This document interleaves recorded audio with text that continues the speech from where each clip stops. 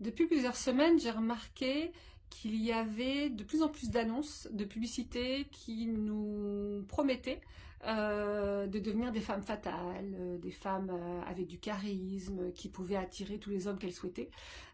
juste en faisant deux, trois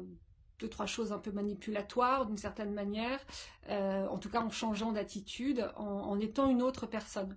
Et ça m'a fait penser à un échange entre la duchesse de Valmont et Louis XV, hein, donc ça date il y a plus de 3 siècles. Et elle lui aurait dit un jour: Sire, je serai la femme que vous désirerez. Et Louis XV lui aurait répondu: la femme que je désirerai ne le fera pas exprès. Et je trouve ça terriblement moderne en fait. Et ça ouvre pas mal de possibilités justement dans qui j'ai envie d'être et qui je peux être, et surtout moi-même. Ça peut être très intéressant de s'autoriser à être soi-même et non pas de porter des masques et de faire semblant d'être une autre et d'avoir telle ou telle attitude qui peut-être peut effectivement à un moment fonctionner, hein, attirer l'homme ou les hommes qui nous intéressent, mais si nous avons envie de vivre une vraie histoire,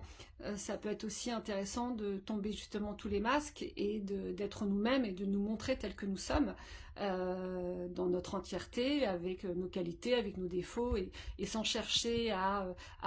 être une autre, parce que à un moment ou à un autre, comme on dit, chasser le naturel, il revient au galop. Et là, eh bien, effectivement, si je me suis fait plus belle ou plus intéressante ou plus je ne sais quoi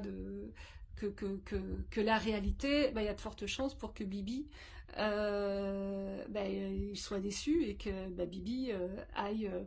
s'il est vraiment attiré par une femme fatale, bah, qu'il aille voir une femme fatale. Maintenant, je ne suis pas certaine que tous les hommes